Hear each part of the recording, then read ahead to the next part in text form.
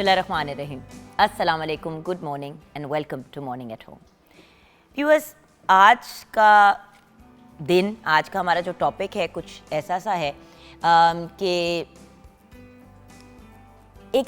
आज एक ऐसा दिन मनाया जा रहा है जिससे रिलेटेड मैंने आपसे बात करनी है। लेकिन पहले ही एक डिस्क्लेमर देना चाहती हूँ कि सुबह सुबह आई नो कि इस किस्म की बात करते हैं तो लोग घबरा जाते हैं, अपसेट हो जाते हैं, लेकिन एज अ स्टेट चैनल जब भी कोई आलमी दिन मनाया जाता है तो हम उस पर बात ज़रूर करते हैं। उसके अलावा चीज़ें कितनी भी अपसेटिंग हो, परेशान करने वाली हों, उनको फेस करना एक बहुत इम्पॉर्टेंट चीज़ है। आज पाकिस्तान समेत दुनिया भर में इंटरनेशनल चाइल्डहुड कैंसर डे मनाया जा रहा है, यानी कि बच्चों को या जो बचपन में कैंसर होता है उसका आलमी दिन मनाया जा रहा है। और जैसे कि आप देख रहे हैं, इसका रिबन होता है येलो। इस दिन को मनाने का मकसद कि लोगों को पता चले कि आखिर बच्चों के केस में कैंसर चीज़ क्या है, इसके सिम्टम्स क्या होते हैं, यानी कि आप क्या महसूस करते हैं, इसका रीज़न क्या होता है, और उसके साथ साथ उसका इलाज।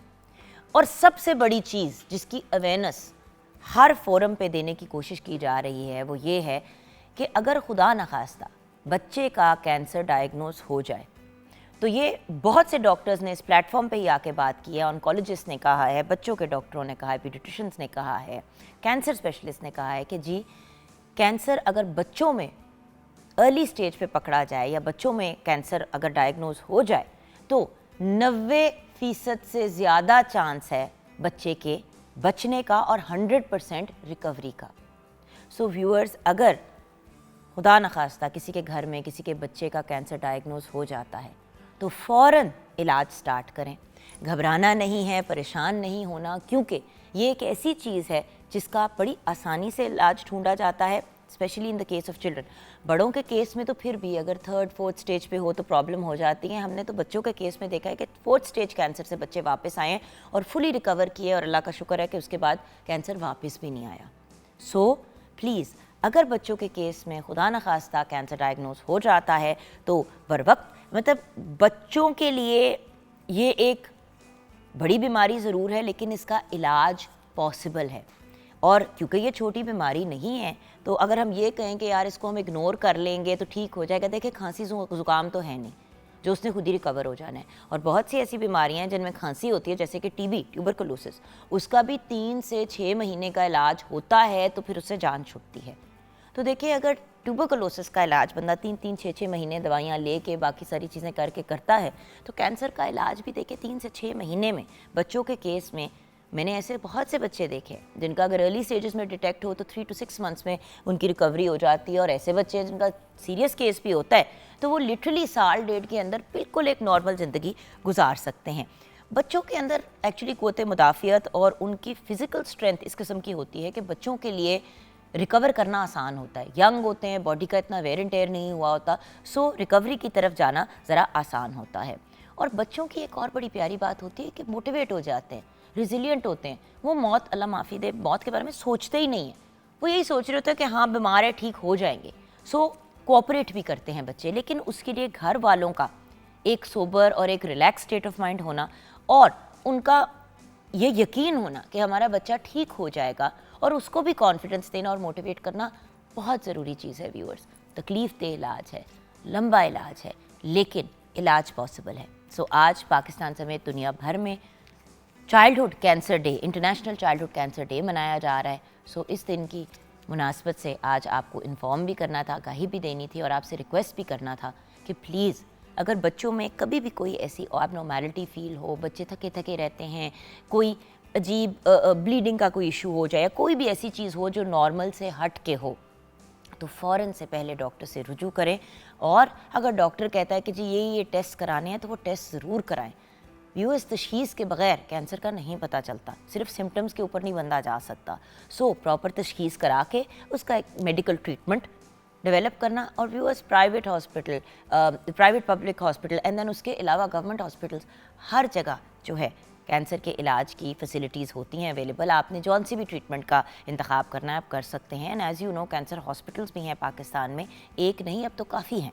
सो अल्लाह का शुक्र है कि उसकी भी तादाद बढ़ रही है। छोटे छोटे लोगों ने इदारे भी खोले हुए हैं, NGOs भी ऐसे हैं जो सपोर्ट करते हैं। सो प्लीज़ व्यूअर्स, मेरी रिक्वेस्ट है, इस बीमारी को इतना लाइटली ना लें और इतना उसको हवा भी नहीं बनाना कि इलाज ही ना कराएं। So please prevention is better than the cure. लेकिन ये तो एक ऐसी बीमारी है कि उसको प्रिवेंट करने से ज़्यादा इसको अर्ली डिटेक्शन, यानी कि जैसे ही पता चले फ़ौरन इलाज कराएं, ये एक बड़ी इंपॉर्टेंट चीज़ है। खैर, 042992000648 पे आप कॉल कर सकते हैं और मॉर्निंग एट होम हमारा फेसबुक का पेज है। किचन की तरफ रुख करते हैं जहाँ प्यारी सी शेफ़ तैयबा अल्ताफ़ हमारा इंतज़ार कर रही हैं। अस्सलाम वालेकुम। वालेकुम अस्सलाम, कैसी हैं जुगन? बिल्कुल ठीक, बहुत ही प्यारी लग रही हैं आज तो आप। Thank you so much. You are one of those few people जिनको येलो कलर सूट करता है। जी, बस ये पूरे साल का मेरा एनालिसिस था। आपको माशाल्लाह मैंने हर कलर पहने देखा, तो ये मेरा डर था येलो कलर वियर करना। लेकिन मैंने कहा नहीं, जुगन ने अगर हमें सिखाया है कि हर कलर पहनना चाहिए, तो हमें क्यों कोई कहे कि यार ये कलर ना पहनो। अब कल जैसे मैंने व्हाइट पहना हुआ था, तो मुझे हमारे साथ डिजाइनर थे कुकी, तो कुकी ने मुझे कहा कि जुगन व्हाइट क्यों नहीं तुम ज्यादा पहनती। मैंने कहा क्योंकि मुझे हमेशा से कहा हुआ, ये खुद इतनी गोरी है, व्हाइट पहनती तो बिल्कुल ही ऐसे लगता है कि जैसे डेड बॉडी पड़ी हुई है, अल्लाह माफी दे, तौबा इस्तगफार। तो मुझे आगे से उसने घूम के कहा कि तुम पागल हो, तुम्हें किसने कही है ये बात, व्हाइट में बहुत अच्छी लग रही हो, व्हाइट तो इतना खूबसूरत नूरानी कलर। मैंने कहा ओके, तो वही वाली बात है ना कि हम लोगों के, अब जैसे कि वो एक कलर है जिसके बारे में मेरे दिमाग में ये एक चीज़ थी, तो मैं ज़रा अवॉइड ही करती हूँ वाइट को। लेकिन वाइट इतना खूब, देखो किसी भी रंग को देखे, सफ़ेद काला, ये तो चलो दो स्टैंडर्ड एक बेसिक कलर्स नहीं है, ये तो ह्यूज है, right, black white and grey. But Allah Taala ने इतने रंग डाले, बर्ड्स को देखें, जानवरों, हर रंग के होते हैं, हम क्यों ना पहने। हम तो लिमिटेड नहीं है ना कि हम अपनी स्किन टोन पे ही लिमिटेड, हम जो मर्जी कलर पहने। वैसे भी ब्राइट कलर से इंसान का मूड भी अच्छा होता है। सही कह रहे हैं। एनीवे, यू लुक लवली माशाल्लाह, दैट वाज द पॉइंट। अच्छा ये बताइए कि किचन में क्या बना रहे हैं आज? हम बना रहे हैं चिकन अवधी बिरयानी। यूएस शेफ की हमेशा तारीफ करनी, क्योंकि फिर वो खाना भी ज्यादा एक्स्ट्रा मजे का बनाते हैं, उनके हाथ में और प्यार आ जाता है, लाडियों वाला प्यार आ जाता है। बिल्कुल सही कह रही हैं। प्यार से बना हुआ खाना ज्यादा मजे का होता है, माने बहुत मजे का होता है। सही कह रही हूँ। मैं इसके इंग्रेडिएंट्स बता देती हूँ व्यूअर्स।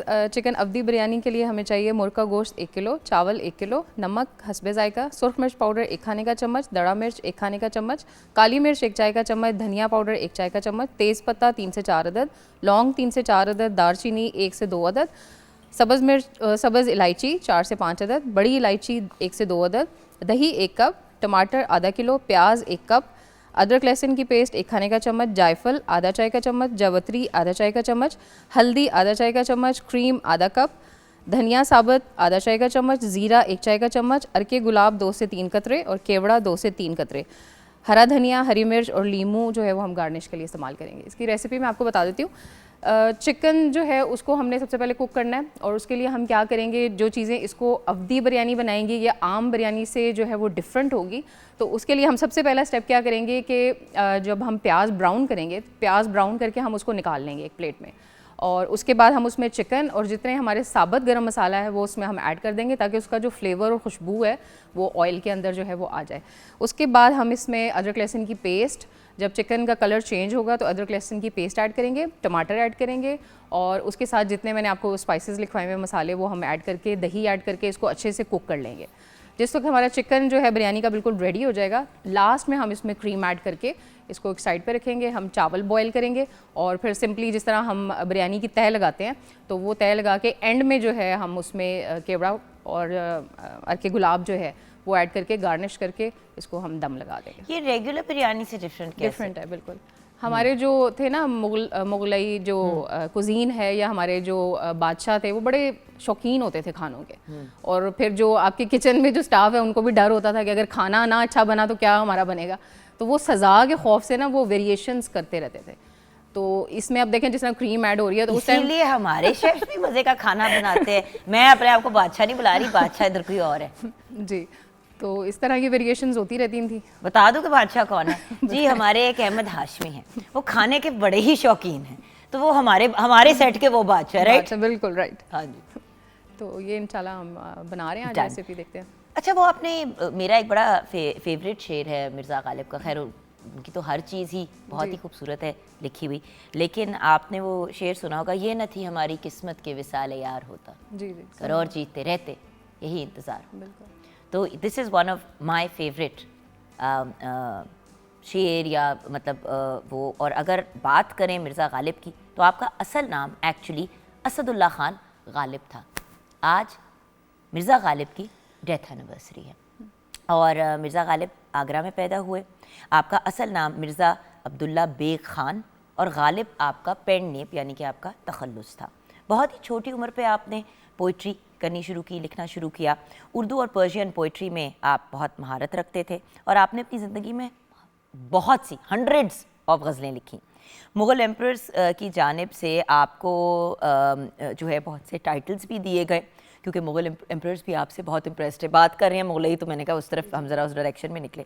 मिर्ज़ा गालिब का ना तो सिर्फ सब कॉन्टिनेंट में बल्कि पूरी दुनिया में जो है कोई उनके साथ कंपेयर नहीं किया जा सकता और उनको बहुत पसंद किया जाता है। आपकी पोइट्री को और आपकी राइटिंग्स को ट्रांसलेट भी वेरियस डिफरेंट लैंग्वेजेस में किया गया।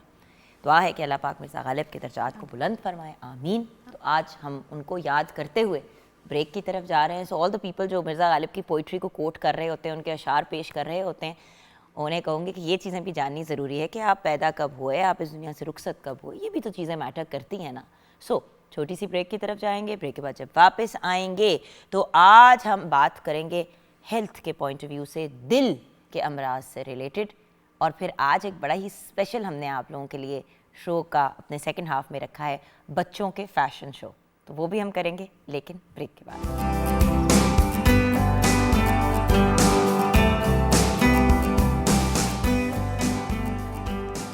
Welcome back from the break viewers. मैं अभी सोच रही थी कि मुझे अक्सर लोग लिखते हैं कि भाई आप, एक तो आपके प्रोग्राम में हमेशा खाने का एलिमेंट ज़रूर होता है और दूसरा आप एजुकेशन पे और हेल्थ पे बड़ी बात करती हैं। तो मैं आपको इसके पीछे रीजनिंग ज़रूर समझा देती हूँ। व्यूअर्स, जिस मुल्क का, ये मेरा यकीन है, मान है कि जिस मुल्क का हेल्थ और एजुकेशन का सिस्टम ठीक हो जाता है, उस मुल्क के 90% मसाइल ख़त्म हो जाते हैं। ऑब्वियसली हर कोई अगर तालीम याफ्ता होगा, जॉब्स करेगा, मतलब अपनी और कुछ नहीं तो एंटरप्रेन्योर्स बन जाएंगे, तो इकॉनमी भी मुल्क की बेहतर होगी। सेहतमंद जब इंसान होगा तो सेहत है तो इंसान के पास सब कुछ है। और वैसे भी व्यूअर्स, मैं हमेशा ये बात कहती हूँ कि डॉक्टर्स वो फरिश्ते हैं जो अल्लाह ताला ने ज़मीन पे भेजे हैं लोगों की खिदमत करने के लिए, लोगों का ख्याल रखने के लिए। ये वो वसीले हैं जो घरों में सुकून, पीस और सबसे ज़्यादा तसल्ली का एक एलिमेंट जो होता है। हेल्थ तो व्यूअर्स अल्लाह ने देनी है, सीधी बात है, सेहत रब ताला ही देते हैं। लेकिन अगर आप एक अच्छे डॉक्टर के पास जाते हैं, मुस्तनद डॉक्टर के पास जाते हैं, जो आपका अच्छे से इलाज करता है, जो आपको तसल्ली भी देता है, जो मोहब्बत प्यार से आपसे बात करता है, तो व्यूअर्स बीमारी अंदर से ख़त्म होना और दिमाग से तो 90% ख़त्म हो ही जाती है। तो आइए मिलते हैं एक ऐसी पर्सनैलिटी से जिनके साथ मेरा भी जब इंटरेक्शन रहा शो से हट के, तो मैंने हमेशा इनको बहुत वार्म, ओपन और उसके अलावा वेलकमिंग पाया, और हर किसी के साथ। डॉक्टर आमिर हुसैन मंदेशा हमारे साथ हैं, कार्डियोलॉजिस्ट है at the Punjab institute of cardiology at PIC, which is the best in, लोग कहते हैं इन द प्रोविंस, मैं कहती हूँ इन द कंट्री, ऑनेस्टली, क्योंकि मेरा पर्सनल एक्सपीरियंस बहुत अच्छा रहा है PIC पे।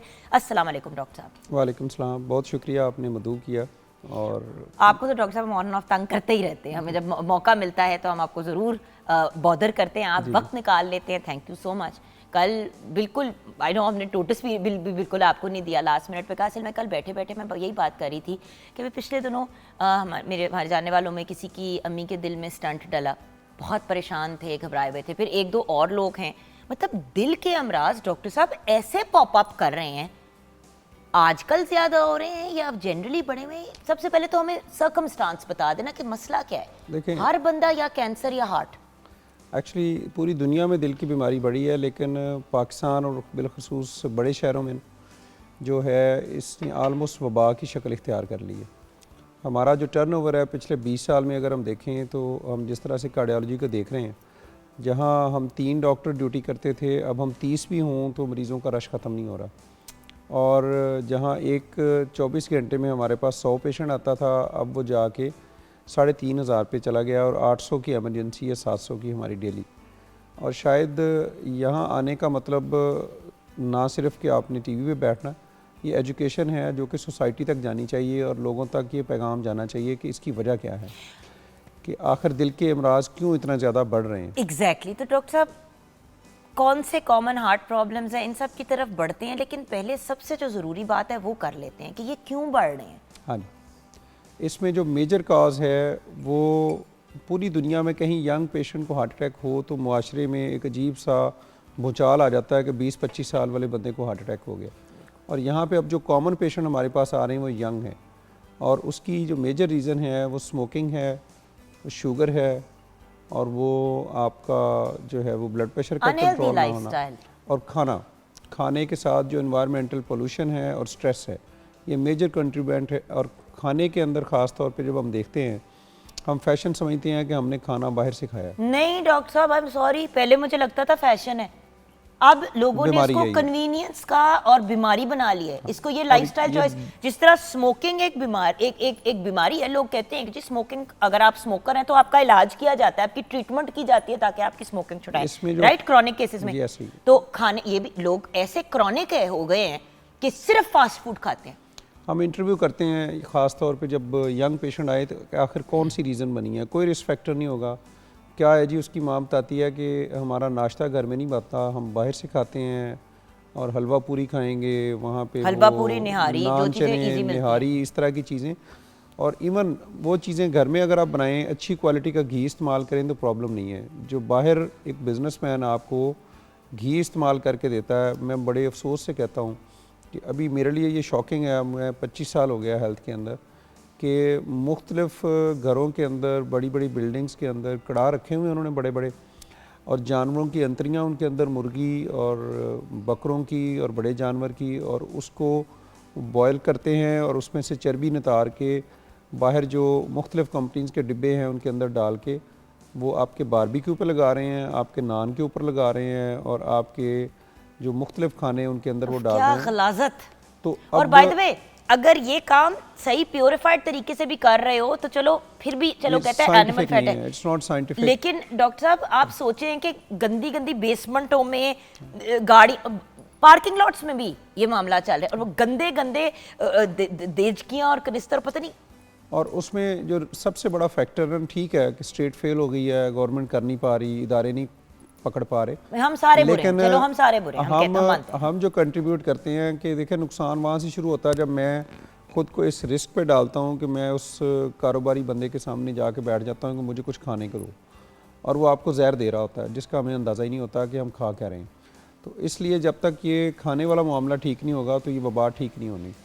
और ये सबसे बड़ा जो मेरी नज़र में इस वक्त फैक्टर है कि आप बुरी क्वालिटी का घी इस्तेमाल कर रहे हैं। डॉक्टर साहब, अब तो आप और मेरे जैसे लोग भी जो पहले टिफिन लाया करते थे, टिफिन नहीं लाते, कहते हैं हम वहां से कुछ ऑर्डर कर लेंगे। नहीं, अब तो डॉक्टर साहब मसला ये हो गया ना कि फास्ट फूड पे आप 300-400 रुपए में पूरा खाना मंगा सकते हैं। तो जो लोग दफ्तरों में काम करते हैं वो कहते हैं कि यार फ्रेश आ जाएगा, ओ भाई वो फ्रेश नहीं है। इसीलिए तो आप नोटिस करेंगे कि टीन्स में ये मसले खराब करने शुरू करते हैं बच्चे अपने, और फिर बाय द टाइम 25 साल के होते हैं इतनी चीजें हार्ट के अंदर आपकी जम चुकी होती हैं, जो मुआशरे को एजुकेट गुर्दे उड़े में, फैटी लिवर कभी सुना था? 18-20 साल के बच्चों का कभी फैटी लिवर सुना था सर? कभी आपने गुर्दों के मसले सुने थे? ये एजुकेट करने की ज़रूरत है। ये हम जब बार बार इसको रिपीट करेंगे पेशेंट, फैमिली, सोसाइटी, इस तरह के शोज़ के अंदर, स्कूल्स के अंदर, तो एटलीस्ट हमें इतनी अवेयरनेस ज़रूर हो जाएगी कि हम इन चीज़ों को चेक करेंगे, और जब हम कुछ करेंगे इस तरह का तो इसका मतलब होगा कि हम नुकसान कर रहे हैं अपना। तो फिर डॉक्टर साहब उन बीमारियों की बात करते हैं जो हमारी इन हरकतों की वजह से होती हैं। देखें, जो मौरूसी हैं, जिनकी फैमिली में चल रहा होता है, उनको इतनी सेंस होती है कि जी हमने रेगुलर अपने चेकअप से एज के बाद कराने हैं, ये वो कराने हैं, व्हाटएवर। दूसरा, एकदम से किसी आपको कोई ऐसी बीमारी आए, शुगर से फॉर एग्जांपल हार्ट पे प्रेशर पड़ता है, गुर्दों पे पड़ता है, जिगर पे पड़ता है, तो इन तीनों चीज़ों को आपको चेक में रखना चाहिए, specially kidneys and heart, right doctor साहब? जी, ऐसे। तो इसी तरह बीमारियों के साथ तो डॉक्टर आपको एडवाइस कर ही देता है, लेकिन बीमारी हो जाती है अपनी हरकतों की वजह से, वो कौन सी बीमारियां हैं दिल की? इसमें जैसे मैंने बताया कि खाना बहुत बड़ा फैक्टर है, एनवायरमेंटल पोल्यूशन है, स्ट्रेस है, और इनएक्टिव लाइफस्टाइल है कि आप बैठे हुए हैं और आपका वेट बढ़ रहा है और आप खाते ही जा रहे हैं। तो अगर हम रेगुलर एक्सरसाइज अपनाएं, हम सिगरेट बंद कर दें, और हम ब्लड प्रेशर को कंट्रोल में रखें, हम स्ट्रेस ना लें, और नेचुरल लाइफ को अपनाएं, वक्त पे सोएं और टाइम पे उठें, ये सारी वो चीज़ें हैं कि जिससे आपका स्ट्रेस लेवल ठीक होगा। आप एक्सरसाइज कर रहे हैं, आपका वज़न नहीं बढ़ रहा, आपको शुगर नहीं हो रही, आपका ब्लड प्रेशर नहीं बढ़ रहा, तो हम दिल की बीमारियों से बहुत हद तक बच सकते हैं। अदरवाइज़ मुझे नहीं नज़र आता कि हम इनसे बच सकते हैं। ये तो हमने अपना डिस्क्लेमर दे दिया, अब बीमारियों की तरफ आते हैं। डॉक्टर साहब, सबसे कॉमन बीमारियां बताएं जो हमारे इन सारी जो आपने बताई हैं चीज़ें जिनको हमने अवॉइड करना है, जिनकी वजह से हो सकती हैं, इससे- ताकि समझ आए ना। जैसे हमने शुरू में बात की कि कैंसर मोरूसी अगर बच्चों के अंदर आ भी जाता है पैदाइश पे या फर्स्ट फ्यू इयर्स में, तो इट्स काबिल इलाज 90%। जी जी ऐसे। तो उसी तरह गाइडेंस के पॉइंट ऑफ व्यू से कौन सी बीमारियां लाइफस्टाइल और इन चीज़ों की वजह से होती हैं, खाना पीना सोना, ये इन सब? इसमें ब्लड प्रेशर बहुत कॉमन आपका बढ़ेगा, जो अल्टीमेटली हार्ट अटैक का बायस बनता है। हाइपरटेंसिव जिसे कहते हैं, जी जी हाइपरटेंशन। हाइपरटेंशन और डायबिटीज़ होगी आपको, जिसको शुगर कहते हैं। आपको शुगर हो जाएगी जो अल्टीमेटली दिल आपकी, को। मैं तो उसको कहता होता हूँ कि शुगर जो है वो उम्मतुल अमराज है। उम्मतुल अमराज, हर बीमारी उससे जुड़ी है। आपकी आंखें ख़राब होती हैं, Exactly. आपको फालज होता है, आपको हार्ट अटैक होगा, आपकी जो है वो गुर्दे जो है वो फेल कर देती है, आपके पाँव पे ज़ख़म हो गए और वो हील नहीं होती, अल्टीमेटली आपकी टांगों कटती हैं। तो जब तक शुगर का आप साइंसी इलाज नहीं करेंगे तो आप अल्टीमेटली आपका दिल जो है वो उससे सेफ़ नहीं रह सकता। हम जो शुगर का इलाज कर रहे होते हैं वो इस तरह से है कि हम चेक भी नहीं कर रहे और हमने एक गोली खा ली है या थोड़ी सी इंसुलिन लगाई है, ये साइंसी इलाज नहीं है। साइंसी इलाज ये है कि निहारमूद शुगर आपकी 100 से कम और खाने के 2 घंटे बाद 140, और एक जो शुगर का टेस्ट HbA1c है जो 3 माह का कंट्रोल बताता है, वो हमें मस्ट कराना चाहिए। और हम उसको कंट्रोल में रखें, लेस दैन 6 की रेंज में रखेंगे तो हम इसका साइंसी इलाज कर रहे हैं। जो हम देसी तरीके से करते हैं वो आपका ग्रेजुअल साइलेंट किलर है और अंदर ही अंदर लॉस कर रही होती है, जो कि ठीक नहीं है। और इससे जो मेजर इशू आएगा वो आपको हार्ट अटैक, जो अब वबा की शक्ल इख्तियार कर रहा है, वो जब आता है तो फिर उसमें ज़ाहिर है आगे वो उसके हाई इलाज के ब्लड साथ, प्रेशर की वजह से होता है। तो इससे हमें बचना चाहिए इन चीज़ों से। जब हम कंट्रोल कर लेंगे तो हमें हार्ट अटैक जैसी बीमारी से बचत हो जाएगी। और अगर ये आ जाता है तो फिर ज़ाहिर है उसमें आपको फौरी तौर पे जो हेल्थ केयर फैसिलिटी है वहाँ पे जाना चाहिए। और उसकी अलामात में जब हम देखते हैं कि हार्ट अटैक में अगर आपकी छाती में अच्छा नहीं डॉक्टर साहब, हम आगे निकल गए। मैं हार्ट अटैक के ऊपर सेकंड आऊंगी, मुझे पहले हाई ब्लड प्रेशर के सिम्टम्स बताएं। लोग हाइपरटेंशन के साथ 20-20 साल जी रहे होते हैं, 20-20 ईयर्स, और उससे जो डैमेज दिल को होता है, आप डॉक्टर साहब आप बेहतर जानते हैं। तो पहले मुझे बताते हैं कि ब्लड प्रेशर के क्या सिम्टम्स है, और दूसरी बात हाई के भी और लो के भी, क्योंकि लो ब्लड प्रेशर पे कभी बात नहीं होती। मैं चाहती हूँ हाई एंड लो की बात करें, उसके बाद फिर हार्ट अटैक, एंजियोग्राफी, एंजियोप्लास्टी, सारी चीजें को। हार्ट अटैक तो एंड हुआ ना जी। ब्लड प्रेशर में तो देखें, जब हाई आपको का ब्लड पहले प्रेशर है तो आपका बढ़ा हुआ है तो आपको सर में दर्द होगी, बोझ सर के अंदर महसूस हो सकता है, आपको सांस के फूलने जैसी अलामात आ सकती हैं, आपके छाती पे बोझलपन आएगा, आप अनईजी होंगे, आप कंफर्टेबल नहीं होंगे। ठीक है, आपकी बाज़ औक़ात बहुत लेट प्रेजेंट करें तो पेशेंट की जो आंखें हैं उनका नुकसान हो चुका होता है, आंखों में ब्लर विजन आती है, जिसको हम घबराहट कहते हैं। हाँ घबराहट। और इसी तरह से आपके जो गुर्दे हैं उनके ऊपर ब्लड प्रेशर जो है वो असर करता है। तो सर यंग लोगों में कैसे पता चलेगा? बच्चों, चले ओल्डर जनरेशन तो जब ये चीज़ें होती हैं कर लेती है, जैसे 25 साल का बंदा है वो तो कभी भी इस तरफ नहीं सोचेगा नहीं, कि आपको मुझे ये हो रेगुलर रहा है। ब्लड प्रेशर और ब्लड के टेस्ट करवाने चाहिए। आपको हर 6 माह या साल के बाद आपको अपने लिपिड्स 20-25 साल के एज के बाद, और आपका ब्लड प्रेशर रेगुलरली आपको 5-6 माह के बाद एक दफ़ा ज़रूर चेक करा लेना चाहिए। और अगर वो ठीक है तो उसको कंटिन्यू करें, और अगर वो ठीक नहीं है तो फिर मालिज के साथ मिलके उसकी आपने दवाई का इस्तेमाल करना है। और जो लो ब्लड प्रेशर है, हाँ।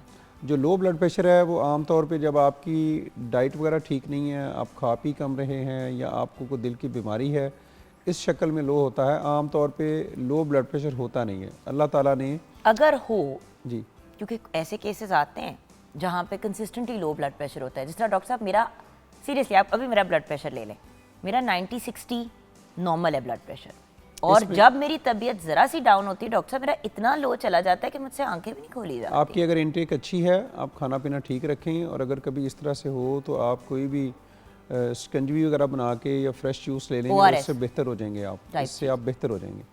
और उसका कुदरत तो कोई ने नुकसान नहीं है ना लो ब्लड प्रेशर का? जी आम तौर पे नहीं होता।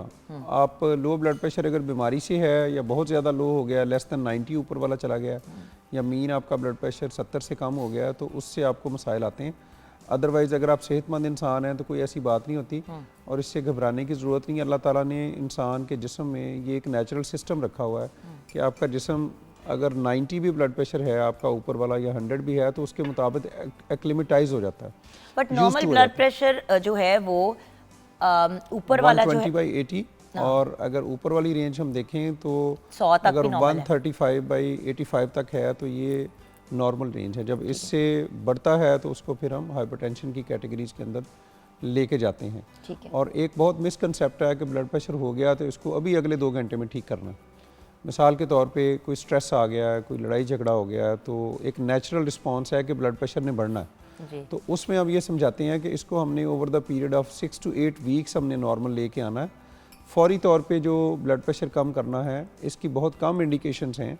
मिसाल के तौर पे अगर आपका ब्लड प्रेशर बढ़ा है और उसके साथ दिमाग की शरीयान फट गई है, आपको हार्ट अटैक हो गया है, आपके गुर्दे फेल हो गए हैं, आपके फेफड़ों में पानी आ गया जिसको हम हार्ट फेलियर कहते हैं, तो ये 4-5 मेजर कंडीशंस हैं जिनमें हमने 24 घंटे के अंदर ब्लड प्रेशर कंट्रोल करना होता है। सही। तो ये जो हम फौरी अपने सर पे सवार कर लेते हैं ना, बार बार ब्लड प्रेशर लिए जा रहे हैं कि ये नीचे नहीं आ रहा, फिर गोली खा ली, फिर नीचे नहीं आ रहा, तो इसका नुकसान ये होता है कि वो जो हम दवाई खाते हैं उसका असर 12 या 24 घंटे रहता है और आपका ब्लड प्रेशर ज़्यादा लो हो जाता है दवाई के साइड इफ़ेक्ट के तौर पे। ठीक है। तो इस तरह नहीं करना चाहिए। किसी दवाई को काम करने का टाइम दे, मुस्तरद मुआलिज को दिखाएं। और ये जो गोली होती है ब्लड प्रेशर को, मैं तो ये कहता हूँ कि ये बंदूक की गोली से ज़्यादा ख़तरनाक है।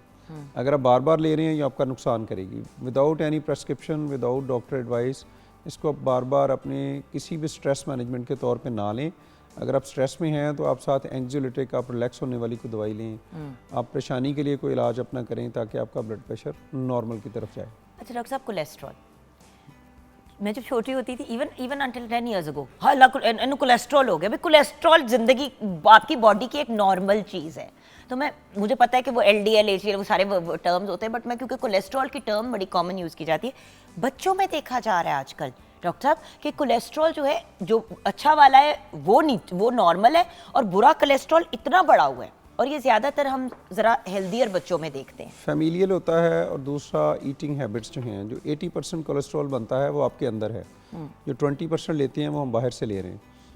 अगर बाहर वाला फैक्टर आप कंट्रोल रखें और फिर भी आपका बढ़ा हुआ है तो इट मीन्स कि ये फैमिलियल है और इसको हमने इलाज से कंट्रोल करना है। उसके लिए मेडिसिन हैं या इंजेक्शंस हैं, उनसे अगर हम इसको कंट्रोल करेंगे तो ये नॉर्मल रहेगा। इसका हर सूरत में हमने इसको नॉर्मल लेवल पे रखना है। उसमें कोलेस्ट्रॉल के जो चारों कंपोनेंट हैं उनको नॉर्मल रेंज में रखना है, तभी हम सेहतमंद ज़िंदगी और आगे फालज, हार्ट अटैक या मुख्तलिफ चीज़ों से बच सकते हैं। अच्छा डॉक्टर साहब, लोग ब्लड प्रेशर की दवाई ले लेते हैं लेकिन कोलेस्ट्रॉल की दवाई लेते हुए बड़ा कतराते हैं। क्या कोलेस्ट्रॉल की दवाई में कोई ऐसी चीज़ होती है जो उसमें तंग कुछ करती है? साइड इफ़ेक्ट्स लाइक एक फॉल्स किस्म के मिथ्स हैं कि आप अदरक खा लें, आप फ़लान चीज़ खा लें, लहसुन खा लेंगे तो ये ठीक हो जाएगा। तो इस तरह होता नहीं है। जो उसकी थेराप्यूटिक डोज है, जिसको हम साइंटिफिक डोज कहते हैं, वो अगर आप 2 ग्राम लहसुन सुबह और शाम खाएंगे तो आपसे स्मेल इतनी आएगी कि आपके करीब को बंदा बैठ नहीं सकता। हाँ। तो इसलिए ये जो टैबलेट्स इसका मुतबादिल हैं, ये बहुत छोटी मिकदार में, थोड़ी मिकदार में, अगर इसके कोई साइड इफ़ेक्ट्स आएँ तो आप अपने मुआलिज से रजू करेंगे। दवाई उसके- बदली जा सकती है, उसका टाइम बदला जा सकता है उसके कि सुबह ना ले, मुतबादिल दोपहर को ले ले, इस टाइम ले लें, उस टाइम में, तो 100 चीज़ें हो सकती हैं। असल में डॉक्टर साहब मसला पता है क्या है, आपने मिथ की बात की। अब देखिए ये मिथ नहीं है, एक बिलीफ होता है इंसान का, यार इस चीज़ से भी हमारी सपोर्ट हो जाएगी, हेल्प हो जाएगी। आप ज़रूर अपने टोटके ट्राई करें, जारी बट उसको रखें। टोटके की हद तक ही रखें। लेकिन साइंसी इलाज भी जारी रखें। वही जो कुछ दिन पहले मैंने व्यूअर्स फिर यही बात कही थी, जब हम लोग बात कर रहे थे हर्बल पॉइंट ऑफ व्यू से डिफरेंट चीज़ों की, तो मैंने आपको क्या कहा था कि viewers at the end of the day the most important thing is कि आपने सेहतमंद जिंदगी की तरफ जाना है। अब जैसे कि डॉक्टर साहब, चलो आपने लहसन खाना है, आप खा लें सुबह शाम, 4 दिन आप खाएंगे, 5वें दिन आप नहीं कर पाएंगे। सो जो डॉक्टर ने दवाई दी है वो आपने कंटिन्यू करनी है। जब डॉक्टर कहे कि यार वेल डन, आपके तो रिजल्ट्स बहुत अच्छे आ रहे हैं, क्योंकि फॉलो अप तो हो गई, उसमें फिर बेशक आप काम कर लीजिएगा और अपने देसी इलाज भी कंटिन्यू कीजिएगा, लेकिन डॉक्टर से डिस्कस किए बगैर प्लीज़। कोविड में पपीते के पत्ते उबाल के सबको पिलाते रहे, मतलब वो असर इसलिए कर रहे थे क्योंकि जितना आप लिक्विड पी रहे थे उनसे आपकी बॉडी बेहतर हो रही थी, क्योंकि उस वक्त खाया पिया किसी से कुछ नहीं जा रहा था। वो पपीते का पत्ते का इतना असर नहीं था जितना वो पानी पीने से था। उसी तरह अजवा खजूर को ग्राइंड कर लें तो आपकी शुगर ठीक हो जाएगी, आप सिर्फ वो ले लें। चले आपने अजवा खजूर के बीज को करना भी आप ज़रूर करें, वो आपका एक बिलीफ सिस्टम है, आपको लगता है आपको फ़र्क पड़े ज़रूर करें, लेकिन इंसुलिन नहीं छोड़नी। यस राइट डॉक्टर साहब? यस। अब हम ब्रेक की तरफ जाएंगे। ब्रेक के बाद डिस्कस करेंगे हार्ट अटैक, स्टेंट, बाईपास, ये सारी चीज़ें, मतलब हार्ट अटैक, ये सारी चीज़ों के हम टर्म सुनते रहते हैं लेकिन हमें क्लैरिटी नहीं मिलती कि है क्या और क्यों। उस पर हम बात करेंगे अब ब्रेक के बाद।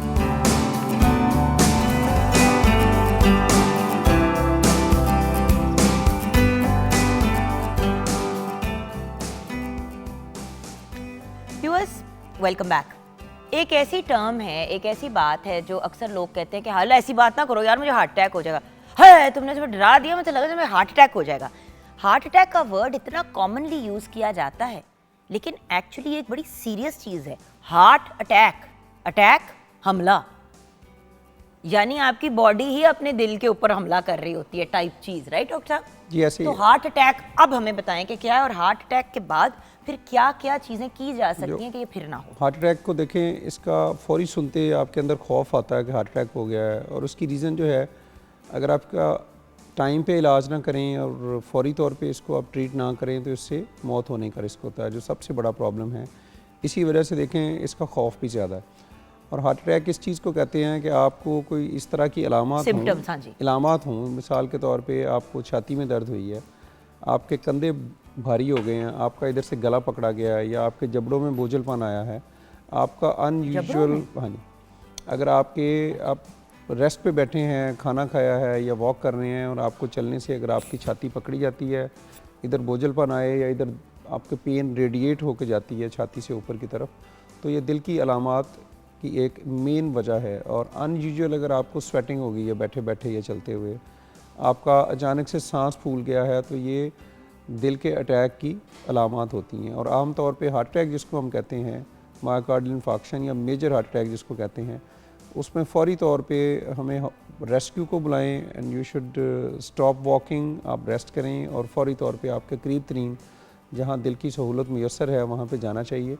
और एज़ फर्स्ट एड अगर आपको कहीं से डिस्प्रिन की एक गोली 300 मिलीग्राम की मिले तो वो फ़ौरी ले लेनी चाहिए, एस्प्रिन। तो इसके साथ जो है हार्ट अटैक का जो ख़तरा है, इसमें फ़ौरी तौर पे अगर आपकी एंजियोग्राफी हो जाए और उसमें आगे जो भी डॉक्टर की टीम तजवीज़ करे, स्टेंट है या बाईपास है, उसको फौरी तौर पे करवाना चाहिए। अच्छा, एंजियोग्राफी होती क्या है डॉक्टर साहब? नाम सुनते एंजियोग्राफी, हैं ना लोग कि कह रहे हैं कि एंजियोग्राफी होगी, घबरा जाते हैं लोग कि यार ये तो पता नहीं कोई कुछ होने वाला है, ये बता भी दें कि ये होता क्या है? एंजियोग्राफी एक with the passage of time, जैसे साइंस ने तरक्की की है, एक सेफेस्ट प्रोसीजर है और विद मिनिमम कॉम्प्लिकेशन रेट। इसमें होगा ये कि हम मरीज़ को टेबल के ऊपर लिटा के, होश के अंदर होता है, उसको बेहोश नहीं करते, हाँ, इसको इधर से हाथ से, इसको रेडियल आर्टरी कहते हैं, या टांग से फेमरल शरियान से हम जाके तो उसको सुन करके एक पाइप और वायर के साथ जाके दिल के करीब इंजेक्शन दे के दिल की नालियों को हम चेक कर लेते हैं। और अगर उसमें कोई ब्लॉकेज है, कोई क्लॉट है या कोई उसमें बीमारी है तो वो पता लग जाता है और उसको फिर हम उसके मुताबिक स्टेंट या बाईपास या दवाइयों से उसका इलाज जो है वो आगे जारी रखते हैं। और इसमें अगला जो क्वेश्चन आता है कि स्टेंट क्या चीज़ है, और खौफ होता है कि कोई बाहर की फ़ॉरेन चीज़ अंदर चली जाएगी तो मुझे मसले होंगे और फिर क्या बनेगा। तो स्टेंट एक मेटल का स्प्रिंग है और बहुत बारीक सा, इतना सा छोटा सा, viewers, tiny, it's little, it's really really small. Basically आप सोचें कि कोई भी चीज़, आप स्ट्रॉ को देखें, स्ट्रॉ बंद हुआ हुआ है तो उसको खोलने के लिए आपने अंदर एक स्प्रिंग डाल दिया ताकि वो खुला रहे, राइट? ताकि उसका पाथवे स्मूथ हो जाए। और उसके अंदर दवाई लगी होती है जो अंदर दोबारा क्लॉट को जमने नहीं देती। और उसके साथ फिर स्टेंट डालना। स्टेंट कितनी देर तक चलता है डॉक्टर साहब? एक स्टेंट लाइफ लॉन्ग चलते हैं और इसका जो सालाना बंद होने का रिस्क है वो तकरीबन 4 से 5% है। कुछ ऐसी चीज़ें हैं जो हम प्रिवेंट कर सकते हैं और कुछ ऐसी हैं जो नहीं कर सकते। स्टेंट खा के अगर आप दवाई, ब्लड थिनर्स ले रहे हैं, कोलेस्ट्रॉल कंट्रोल में है, आप शुगर कंट्रोल में कर ली है, आपने वज़न कम कर लिया है और आपने सिगरेट बंद कर दें, आप एक्सरसाइज वॉक करें, तो आम तौर पे इसमें कुछ नहीं होता। और आप बड़े सुकून से, बड़ी साल हर साल हमने देखा है 20-20 साल से स्टेंट डले हुए हैं और लोग बिल्कुल सेहतयाब हैं और ठीक उनकी ज़िंदगी चल रही है। और अगर आप इन चीज़ों का परहेज़ नहीं करते और आप ये तवक्को रखें कि शुगर आपकी 300-400 पे रहती है और स्टेंट चलेगा, तो ये लेस लाइकली है। फिर उसमें कॉम्प्लिकेशंस आएंगी, स्टेंट ब्लॉक हो जाएगा, अब दोबारा हार्ट अटैक आपको आ जाएगा और उससे आपके नुकसानात होते हैं। तो इसलिए अगर आप स्टेंट डलवाते हैं तो आपके ज़हन में ये ज़रूर होना चाहिए कि इसकी हमने केयर करनी है और इसके साथ हमने साइंसी तौर पे जो डॉक्टर की तजावीज़ हैं उनके ऊपर हमने अमल करना है। और डॉक्टर साहब, मैं बल्कि व्यूअर्स के साथ, आप लोगों के साथ, व्यूअर्स, मेरे हस्बैंड का मतलब very young, about 10 years ago, gym में एक्सरसाइज कर रहे थे सुबह, तो वहाँ पे फॉर्चुनेटली डॉक्टर कामरान चीमा थे, वो भी साथ एक्सरसाइज कर रहे थे। सुबह का टाइम था, 6-6:30 का। तो वो एक्सरसाइजिंग, तो एकदम से ना फैसल कहता है कि मुझे ना लगा जैसे इसी तरह ना कि मेरा सांस रुक रहा है, बट मुझे पसीना आना शुरू हो गया और एकदम से ना, बिल्कुल जितना नॉर्मली एक एक्सरसाइज में होता है पसीना, होता है पानी की तरह। He said and I kept sitting down. तो मुझे कामी ने कहा, दोस्त हैं उनके, तो डॉक्टर कामरान ने कहा कि क्या हुआ है, तो वो आगे से फैसल ने कहा मुझे ये, उन्होंने कहा स्टॉप एक्सरसाइजिंग, राइट? अब देखिए कि अल्लाह का कोई खास कोई करम हुआ, वरना फैसल ने कहा मैं तो एक्सरसाइज करता रहता। उन्होंने कहा फौरन जाओ पीआईसी। वहाँ पे गया, उधर उन्होंने चेक किया, मैं शो से फ्री हुई तो फैसल का मैसेज आया हुआ कि ज़रा आ जाओ, मैं वहाँ पे गई हूँ तो उधर ही एंड डॉक्टर साहब खड़े खड़े उन्होंने इसी तरह एंजियोग्राफी की। उन्होंने कहा जी स्टेंट डालना है, आप क्या कहेंगी? उस वक्त मैं इसी तरह कंफ्यूज थी। इसी तरह डॉक्टर साहब, बल्कि आप भी तरह के एक बहुत ही कोई शरीफ और बहुत ही नाइस डॉक्टर थे, उन्होंने मुझे इसी तरह बड़े प्यार से समझाया, इतना सा स्प्रिंग है, जाना है ये और ये चीज़ें करनी है। फैसल कभी कभार अपने फ्रेंड्स के साथ सिगार पी लेता था बैठ के, हेल्दी नहीं था इतना उसका लाइफस्टाइल। अब उसने अपनी पूरी ज़िंदगी चेंज की इसी तरह से। मेडिसिन नहीं वो अपनी मिस करता, ना सुबह की ना रात की। बस एहतियात करें तो इसमें कोई प्रॉब्लम नहीं आता। अदरवाइज़ जो है इसमें मसले मसाइल हैं और ये हमें गवर्नमेंट का और PIC जैसे इदारे का शुक्रगुजार होना चाहिए कि देखें उसमें आप मेजर हार्ट अटैक के साथ जाएंगे, विद इन 30 मिनट्स 1 आवर आपको एंजियोग्राफी भी हो जाएगी और स्टेंट भी जल जाएगा और उसमें आपसे कोई पैसे भी डिमांड नहीं करेगा। अगर आपके पास हैं, आप देना चाहें तो अलग बात है। और बाकी ज़ाहिर है अब रश ज़्यादा है हॉस्पिटल्स के अंदर और उसमें जो दूसरी बीमारियां हैं उसमें आपको लाइनों में लगना पड़ता है, लेकिन ये पूरी दुनिया के और ये मसाइल तो हैं। एक डेडिकेटेड जगह है, एक डेडिकेटेड जगह है जो करती ही दिल और दिल से रिलेटेड। इतनी बड़ी स्किलफुल टीम पाकिस्तान में मास बाय द वे कहीं फुल और बॉडी नहीं। का जो आप लोग स्कैन वो चेकअप भी करते हैं ना, जो हेड टू टो वाला, वो भी बहुत अच्छा है। बाय द वे PIC में एक होता है ना, पूरा का पूरा आपका चेकअप करते हैं। जी करते हैं, बिल्कुल हेड टू करते टो हैं। वो दिल के भी लिहाज होता से है, हर वो तरह के टेस्ट फैसिलिटी होते भी हैं। बहुत है, वो एग्जीक्यूटिव फैसिलिटी है, बट आप अगर अफोर्ड करते हैं तो ज़रूर वो भी अवेल कीजिएगा। बिकॉज डॉक्टर साहब बड़े बड़े लोगों की प्रॉब्लम्स होने से पहले पकड़ी गई हैं, बड़े लोगों की। जो लो रिस्क फैक्टर पेशेंट्स हैं और जिनमें हमने सिर्फ चेक करना है, उनमें हम जब CT स्कैन करते हैं तो उसमें कैल्शियम और दिल की शरियानों की तंगी की बिल्कुल एक्यूरेट हमें पता लग जाता है। अगर कोई बीमारी निकले तो उसका प्रॉम्प्टली हम वक्त के ऊपर आगे एंजियोग्राफी के बाद इलाज कर सकते हैं और इसमें मुमकिन होता है कि हम बीमारी को जल्दी पकड़ लें और जल्दी उसका इलाज मुमकिन हो। डॉक्टर साहब ये तो हमने बात की अभी चीज़ें तंग होने की, दिल में सुराख भी तो होते हैं, वो क्या माजरा है? आमतौर पे पैदाइशी तौर पे होते हैं मेजॉरिटी में, और बाज़ का हार्ट अटैक के बाद भी जब कोई एरिया दिल के अंदर आपका डेड हो गया तो उससे सुराख हो जाते हैं। और मोस्ट ऑफ द टाइम इसका जो इलाज है वो सर्जिकल होता है, जो ओपन हार्ट सर्जरी से होता है। लेकिन अब रिसेंट दौर में डिफरेंट डिवाइसेस आ गई हैं जो एंजियोग्राफी के ज़रिए जाके वहाँ से उस सुराख को बंद कर दिया जाता है और वो नॉर्मल ज़िंदगी अपनी अपनाते हैं। अगर इस तरह से कोई प्रॉब्लम हो तो फौरी तौर पे आप कार्डियोलॉजिस्ट से रजू करें और जो मुमकिन इलाज होगा पाकिस्तान में वो आपका मुमकिन है तो वो इंशाल्लाह हो जाएगा। डॉक्टर साहब जो न्यू बॉर्न बच्चे पैदा होते हैं हार्ट प्रॉब्लम के साथ, क्या आपका इदारा उनको भी हैंडल करता है? PIC में लिमिटेड सहूलत है, जो मेजर इसकी सहूलत है वो चिल्ड्रन हॉस्पिटल के अंदर है, चिल्ड्रन हॉस्पिटल फिरोजपुर रोड के ऊपर। PIC में हमारी टीम डॉक्टर है। साहब इसलिए बात करें क्योंकि अगर हम आगाही दे ही रहे हैं तो जब जैसे कि अक्सर लोगों के जिस तरह बेबी बॉर्न हुआ किसी भी हॉस्पिटल में, पता चला कि उसको दिल की प्रॉब्लम है, माँ बाप तो यही कहते हैं ना कि इसकी डेडिकेटेड जगह के पास हम जाएं। वो चिल्ड्रन हॉस्पिटल है। हमारे पास जो बच्चे हैं वो रिलेटिवली थोड़ी बड़ी एज के 5-6 साल के बाद, 5-6 साल की उम्र पे भी बच्चे आते हैं हार्ट प्रॉब्लम। अनडायग्नोज, वो आपको रोमेटिक फीवर हो गया है, आपका गला ख़राब हुआ है, उससे आपके जोड़ सूज गए हैं, तो उससे दिल के वॉल की लीकेज या ब्लॉकेज आना शुरू हो जाती है। तो फिर रिलेटिवली जो बड़े बच्चे हैं उनका इलाज PIC में होता है और जो न्यू बॉर्न हैं या अर्ली छोटे बच्चे हैं उनको चिल्ड्रन हॉस्पिटल के अंदर जो है वो उनका इलाज होता है। तो डॉक्टर साहब फिर सोसाइटी में देखिए आदतें तो माँ बाप ही बच्चों में इनकलकेट करते हैं, आपको भी पता है मुझे भी पता है कि at the end of the day जहाँ पे बच्चों की तरबियत पे काम किया जा रहा है, उस तरबियत में अगर हम हेल्थ के एलिमेंट को भी डाल दें, भाई हम हेल्थ सफाई की भी तो तरबियत का हिस्सा होता है ना कि साफ़ सुथरे रहना है, बड़ों को सलाम करना है, ये करना है, बड़ा है खड़े होते, मतलब ये पोलाइट चीज़ें हम सिखाते हैं अपने बच्चों को। तो उसके साथ साथ अपना ख्याल रखने का हम अपने बच्चों को इस मुल्क में नहीं सिखाते, बाहर सिखाते हैं कि बच्चा चिप्स मांग रहा होता है या भूखा होता है, वो चिप्स मांगता है तो माँ कहती है no why don't you have these carrot sticks, these are healthy, they will make you big and strong. इधर बच्चा कहता है भूख लगी है, वो सालन की तरफ भी जा रहा होता है तो माँ बाप उसको चिप्स का पैकेट छड़ दे, चल जाए चिप्स खा। तो इसमें एजुकेशन, माँ बाप, स्कूल्स, यूनिवर्सिटीज़, ये सारे टीयर्स क्या कर सकते हैं? इंडस्ट्रियलाइजेशन में मैं बहुत वोकल हूँ कि एक तो स्कूल का रोल है। आप डिफरेंट सोसाइटी में चेक लगा सकते हैं कि जब आप निकाह करने जाएं, आपका इंटरव्यू हो 100 सफ़ों की किताब का, उस पर हेल्थ की टिप्स लिखी हूँ, बच्चा क्यों पैदा करना है, उसकी तरबियत क्या करनी है।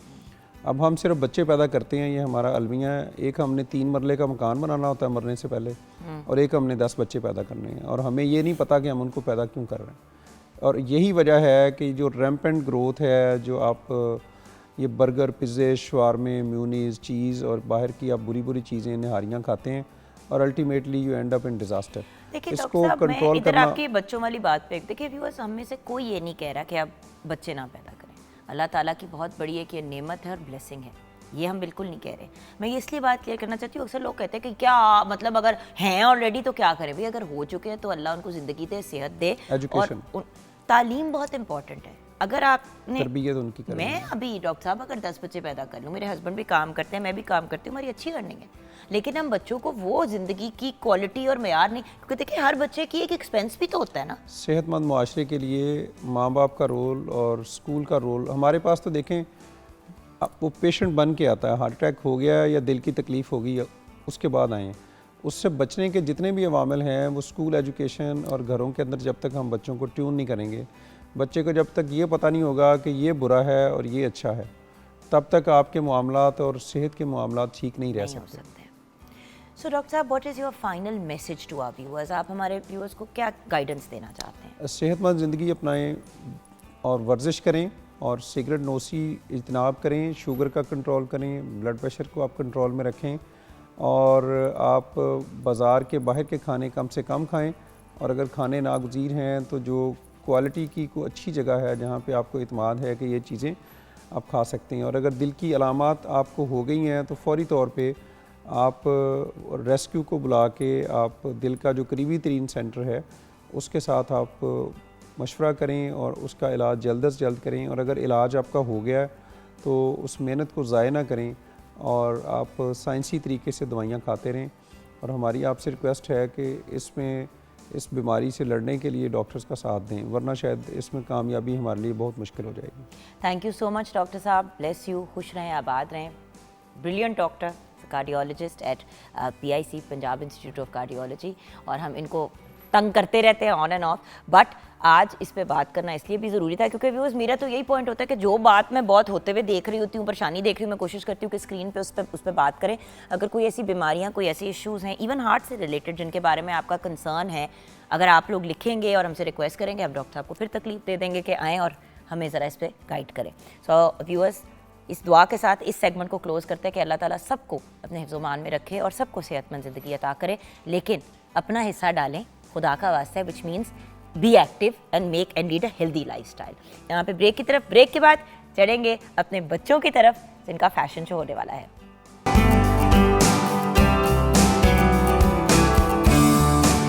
भाई क्या बात है, मेरा मैं चक्के जाऊँ, मेरी गुड़िया, मेरी शहजादी सैयदा हादिया हाशमी, क्या ब्रिलियंट और टैलेंटेड सिंगर। छोटी सी 13 साल का हमारा ये टिकी पैक है जो हमारा बेबी है, और लास्ट ईयर रमज़ान ट्रांसमिशन में मेरे साथ को होस्ट थी मेरी बेटी, मेरी जान, मेरी शहजादी। अल्लाह इसको ज़िंदगी दे, सेहत दे। और कैसा है मेरा बच्चा? All good. पूरा गुंडा बन गया है भाई, चल बैठ। आज हमने बात भी करनी है बच्चों के फैशन के ऊपर। एंड हादिया के साथ हमें ज्वाइन किया है प्यारी सी छोटी बहन मेरी ज़ाइमा खान न्याजी, हमारे साथ हैं, डिज़ाइनर हैं, हेड डिज़ाइनर हैं एट जीजू बाय ज़ीशान नासिर। एंड आज क्या होने जा रहा है ज़ाइमा? आज फैशन शो भी होगा और हम हमारे कुछ और ड्रेसेस पे डिस्कशन करेंगे, जैसे लास्ट टाइम किया था उस तरह कुछ और ड्रेसेस लेकर आए हैं, न्यूबॉर्न के लाए हैं, बॉयज़ के लाए हैं, गर्ल्स के लाए हैं, इवन मदर्स भी लाए हैं। तो हम सब ड्रेसेस को बारी बारी देखेंगे, डिस्कस करेंगे। Awesome. और फैशन शो होगा। फैशन शो का you see viewers, last time जब ज़ाइमा आई थी और फिर कल भी हम जब कर रहे थे एक अपने ब्राइडल की चीज़ की, तो उसमें भी मैंने कहा कि अगर आपको बच्चों का भी आप देखना चाहते हैं व्हाटएवर, तो कल इतने मैसेजेस आ गए कि कराएं ना बच्चों का भी, तो एक हम अटेम्प्ट करें छोटा सा भी बच्चों का फैशन शो करने का। क्योंकि मेरा मिजाज थोड़ा सा ज़ाइमा इस किस्म का है कि आई डोंट लाइक, हादिया आपको तो पता ही है जान, कि बच्चों पर बहुत ज़्यादा प्रेशर मुझे नहीं अच्छा लगता डालना, क्योंकि वो ना कि तो हम करेंगे फैशन शो, बट हम उस टाइप का ओवरली ऑर्गेनाइज्ड किस्म का फैशन शो नहीं करेंगे। बच्चों का जो जी चाहेगा करेंगे, हमने कपड़े आपको दिखाने हैं बेसिकली पहने हुए, क्योंकि it's not fair, they are too young के उनके ऊपर इतना प्रेशर डाला जाए कि आपने ये करना है तो वो करना है, जो करेंगे कर ले, बिल्कुल, बट वो हम अगले मरहले में दिखाएंगे। बिल्कुल। मैं जरा इस लड़की से बात कर लूँ, गायब कौन? सबसे पहले बताओ पढ़ाई कैसी जा रही है? बहुत अच्छी। अभी तो मैं ग्रेड 10th में हूँ और बोर्ड के एग्जाम्स होने वाले हैं, उसकी बस तैयारी हो रही है, और मेरा न्यू सॉन्ग भी आ रहा है और उसकी रिकॉर्डिंग हो गई है। अब उसकी वीडियो के लिए इस्लामाबाद जाना है नेक्स्ट वीक। वाओ। या तो अभी बोर्ड के एग्जाम्स कब आ रहे हैं आपके? ये होने हैं March next month. Oh god, are you ready? Yes I am. अभी से तैयार हो? हाँ जी। तो बोर्ड वालों को कॉल करके कहते हैं कि हादिया के पहले पेपर ले लें। हाँ। मुझे समझ नहीं आता परेशान हो क्या करना है, पूरी दुनिया के बच्चों ने पहला पेपर कब है? 4 मार्च को। 4 मार्च को इंशाल्लाह इंशाल्लाह, अल्लाह खैर। इंशाल्लाह अच्छा होगा, क्योंकि परेशान होने की ज़रूरत नहीं है, क्योंकि पूरी दुनिया के बच्चों ने दिए हैं, सारे बच्चों ने दे। सब ने दिए हैं, तो मैं भी उन्हीं में से हूँ। ख़त्म हो जाएगा वक्त, अब बस देने तो देने हैं। छोटी सी देखिए हमारे इसका तो ये पावर पैक्ड टिकी पैक है, ये वो हल्का वाला टिकी पैक नहीं है, ये वो जो एक्स्ट्रा मेगा डोज नहीं होती छोटी वाली, ये मेगा डोज। और परेशान होने की ज़रूरत ही क्या है। तो अगर आप परेशान नहीं हैं तो कुछ अपने म्यूजिक के बारे में भी बता दें। बड़ी बिजी रही हैं आप पिछला साल। बहुत ज़्यादा बिजी रही हूँ, और माशाल्लाह। आर्मी के साथ भी प्रोग्राम्स हुए बहुत ज़्यादा, जैसे 23 मार्च परेड, 14 अगस्त, इन सब पे आर्मी के साथ ही। हाँ, वंडरफुल बेटा, वेल डन। और घर पे क्या मामलात है, अम्मी शम्मी, फैमिली, हाउस, एवरीवन? सब अच्छे हैं। अच्छे तो हैं, ठीक है। ठीक है। अच्छा, अच्छे के साथ ठीक भी हैं। अच्छे के साथ ठीक भी हैं। अच्छा, वे गुड डू इट। आज हम एक किड्स फैशन के ऊपर कर रहे हैं। आती है ना, ये 13। क्या I am turning 14 next month. नहीं, हमारे लिए अभी 13 है। चलो ठीक है। क्योंकि आप ट्वींस में थी जब हमारी हाँ पहली जी। मुलाकात हुई थी, अभी आप 13 के हुए नहीं थे। सो मेरा पॉइंट ये कि being this age, kids fashion, आपको अक्सर, अब मेरे ख्याल से जब थोड़ा सा वो उस टाइप के कपड़े लेने होते होंगे तो बड़ों के कपड़े लेने पड़ते होंगे और उनको एडजस्ट कराना पड़ता होगा जब हम फैशन की बात करते हाँ हैं। जी। सो किड्स फैशन के बारे में क्या ओपिनियन है आपका पाकिस्तान में, जो अवेलेबिलिटी है हमारे पास? एक्चुअली मेरा तो ये कहना है, एज ए सिंगर मुझे मॉडलिंग का इतना शौक नहीं है, सही बात है। लेकिन कपड़े तो अच्छे पहनने हैं ना। कपड़े अच्छे पहनने हैं ना, जिसमें जिस्म की इतनी नुमाइश हो और जिसमें मैं मॉडर्न भी लगूं, बात ये है। और जहाँ तक देखा जाए मॉडलिंग का, मेरा बिल्कुल भी नहीं है कि मैंने मॉडलिंग करनी है ये, क्योंकि जो मेरा है काम वो है सिंगिंग। आई नो बेटा, बात ही ना कि एज अ सिंगर ऑल्सो आपने अपने आप को टीवी पे तो प्रेजेंट करना है। अब अगर आप ड्रेस या फ्रॉक पहन के करते हो तो फिर आप सडनली एक बिल्कुल ही बेबी कैटेगरी में चले जाते हाँ जी, ऐसे हो। ही। अगर आप बड़ों वाले, जिस तरह मैं कपड़े, जिस तरह एक दो दफा मैंने इसको डांटा, मैंने कहा हाँ। आदि तुम्हें उम्र से ज्यादा बड़े कपड़े तुमने पहने हाँ हैं, जी। क्या कर रही हो? तो मुझे कहती है कि वो जो मिला था वही कभी पहना। कभी वही तो, कभी कभी कपड़े नहीं अवेलेबल होते, होते ही नहीं, होते नहीं, सब बड़ों के ही आते हैं। बड़ों के और ही बेशक भी जितनी मर्जी बातें फिर सुन अम्मी लो, डिजाइनिंग कर के जो दिल चाहता वो बना फिर देती मुझे कहीं ना कर देती हैं काम बीच में कहीं से। ना कहीं काम कर देती हैं। कुछ हम रमजान ट्रांसमिशन साथ कर रहे थे ना साहिबा, मुझे इतना ये, अच्छा मैं चेक भी करूं अब, या वो वाली दुकानें हैं जो बच्चों के लिए, वो जो कहते हैं ना बिल्कुल, किस तरह मैं एक्सप्लेन करूं कि बहुत ही फैंसी, जैसे कि आप लोगों के बहुत फैंसी कपड़े होते हैं। अब रमजान ट्रांसमिशन होस्ट करने के लिए वो तो नहीं आदिया नहीं, पहन सकती, obviously, वो और different फिर क्या category दूसरी होता है। कैटेगरी होती है बिल्कुल ही नाइट सूट वाले कपड़े। ओ भाई, जिस तरह हम लोगों का प्रेट होता है एडल्ट्स का, बच्चों की भी तो प्रेट लाइन होनी चाहिए। क्या मसला है? होनी तो चाहिए, बिल्कुल। बच्चों को अगर फॉर एग्जांपल आप किसी लंच पे जा रहे हैं, डिनर पे जा रहे हैं, अब आप या तो उनको पूरा ड्रेस अप करके लेके जाते हो, या फिर आप बिल्कुल उनको कैजुअल जीन्स टी शर्ट में ले जाते हो। तो कुछ कैजुअल वेयर के लड़कों की शलवार कमीजें फिर भी मिल जाती है, लड़कियों की नहीं। क्योंकि नहीं अवेलेबल होती। आई थिंक ईस्टर्न में तो फिर भी अवेलेबल है इस तरह के ड्रेसेस, वेस्टर्न में थोड़ा सा कम ही होता है। जैसे आप कैरोप्रेट वाली चीज़, वो फिर थोड़ी सी कम ही है, बच्चों में कम है। अब जैसे कि आतिया ने जो पहना है, ये डेफिनेटली बाहर से आया हुआ है, या ये बाहर का इसने आउटफिट पहना हुआ है। इस टाइप की चीजें नहीं मिलती हैं बच्चों को पाकिस्तान में। वो जो होता है ना कि जो थोड़ा सा एजी फैशन होता है, आई जस्ट फील लाइक माँ बाप इतनी महंगी महंगी बच्चों के लिए दूसरी चीजें ले रहे होते हैं, तो एजी फैशन अगर मिले पाकिस्तान में तो लोग क्यों ना लें? बिल्कुल। Like pret wear, like you know, like semi formal, ये तो फॉर्मल में आ जाता हाँ, है ये ना। फॉर्मल है, लेकिन अगर कस्टमाइजेशंस की बात करें तो हम सेमी फॉर्मल भी डिज़ाइन कर देते हैं। उसमें यही है कि एम्बेलिशमेंट्स थोड़ी सी कम कर देंगे, वो बच्चे के उसके अकॉर्डिंग हो जाएगा कि वो इजी टू कैरी हर जगह पहन के जा सकता है। अच्छा ये बताओ हादिया, जो एक मुझे क्यूरियोसिटी कि अब यहाँ से किस डायरेक्शन में निकलना चाह रही हो? बोर्ड के Future पेपर्स हो plans? जाएंगे इंशाल्लाह खैर से, और हमारा मेरा बेटा फर्स्ट डिवीजन भी इंशाल्लाह लेगा, सब कुछ हो जाएगा। इंशाल्लाह सब कुछ हो जाएगा। उसके बाद क्या प्लान है मैट्रिक के बाद? उसके बाद ये है कि आगे कॉलेज की जो है स्टडीज़ वो कंटिन्यू करूँगी और म्यूज़िक को साथ लेकर चलूँगी, क्योंकि जो मेरा पैशन है। अच्छा मेरा ना एक, पता नहीं आप इस बात को तस्लीम करेंगे कि नहीं, मेरा ये है कि हमेशा हमें ज़िंदगी में 2 फील्ड्स रखनी चाहिए। I agree 100%। मैं तो I am a classic example of that. आप एक फील्ड के पीछे ना चले रहें, ज़रूरी नहीं है कि आप उसी में कामयाब हों। आप जैसे स्टडीज़ हैं, मैंने मेडिकल फील्ड रखनी है आगे जाके, इंशाल्लाह। और साथ म्यूज़िक है।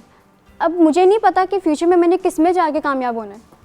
अच्छा शुक्र है यहाँ पे पहुंची, क्योंकि जब लास्ट ईयर मैंने से पूछा तो कहा मैं डॉक्टर ही बनना है, सिंगिंग में भी साथ साथ लेके चलूंगी। अब आगे आपको पता शुक्र लगा है ना। थोड़ा सा, क्योंकि बस फील्ड में आई है ना तो हाँ फिर जी। समझ आई है कि नहीं फील्ड में कब से है, कितनी देर हो When I गई? was 5, oh नहीं, when I was in grade 5, और तब मैं 8 years की थी।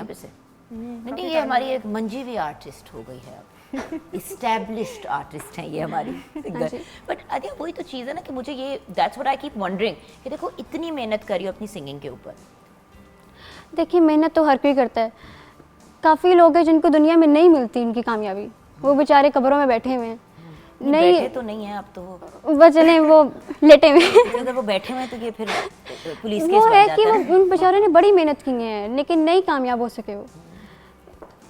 बस मेहनत करते रहें, जो अल्लाह ताला करेगा वो फिर कर देगा, क्योंकि अल्लाह के हाथ में ही है सब तो कामयाबी मेडिकल साथ साथ चलेगा और म्यूज़िक के साथ। म्यूजिक भी साथ साथ चलेगा, हाँ जी। बिल्कुल ठीक है। I think that's the best way to गो।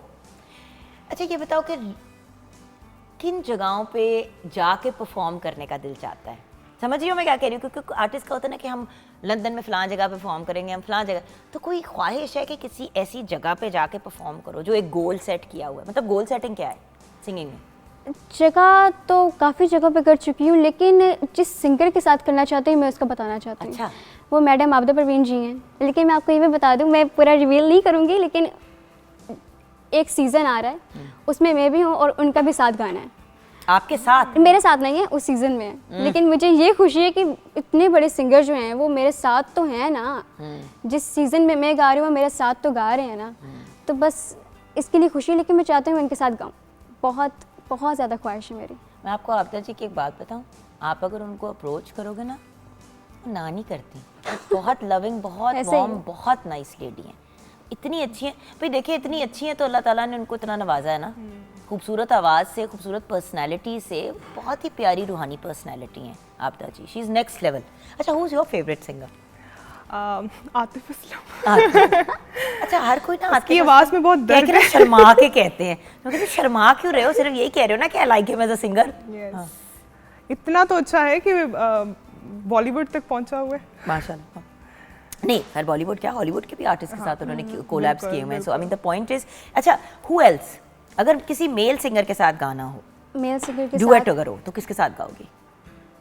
मैं भी Asim Azhar. Oh maybe, maybe Asim Azhar. हाँ जी। अच्छा, मुझे फीमेल सिंगर्स जो है ना वो ज़्यादा अट्रैक्ट नहीं करती, उनकी वॉइस मुझे ज़्यादा ना अट्रैक्ट नहीं करती। तो अगर देखा जाए मेल सिंगर्स में तो सर आतिफ असलम भी हैं, आसिम अजहर भी हैं और सर अली ज़फ़र भी हैं। अली ज़फ़र क्यों? क्योंकि वो सिंध के कल्चर को प्रमोट करते हैं, वो हर कल्चर को प्रमोट, हर कल्चर को करते हैं, केपी को भी प्रमोट, इसलिए मुझे उनके साथ ज़्यादा गाने का शौक़ है। ऑसम। इसी नोट पे ब्रेक की तरफ जाएंगे। अब बढ़ते हैं उस फैशन शो की तरफ जिसका हम बड़ी बेताबी से इंतज़ार कर रहे हैं। तो ब्रेक के बाद देखते हैं फैशन शो।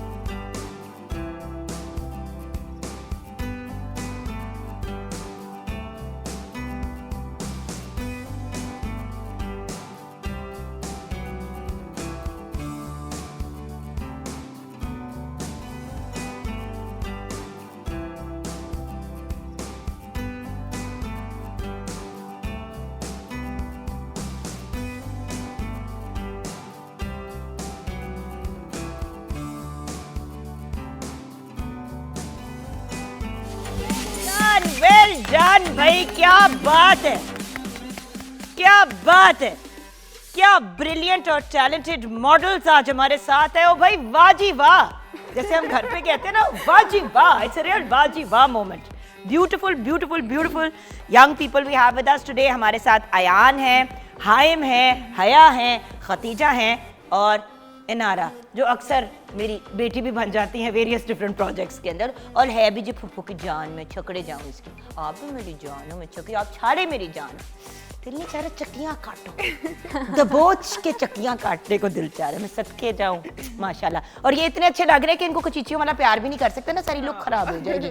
मैं तो 3 साल की नूर को अगर लाड करूँ तो mama no you are spoiling my hair.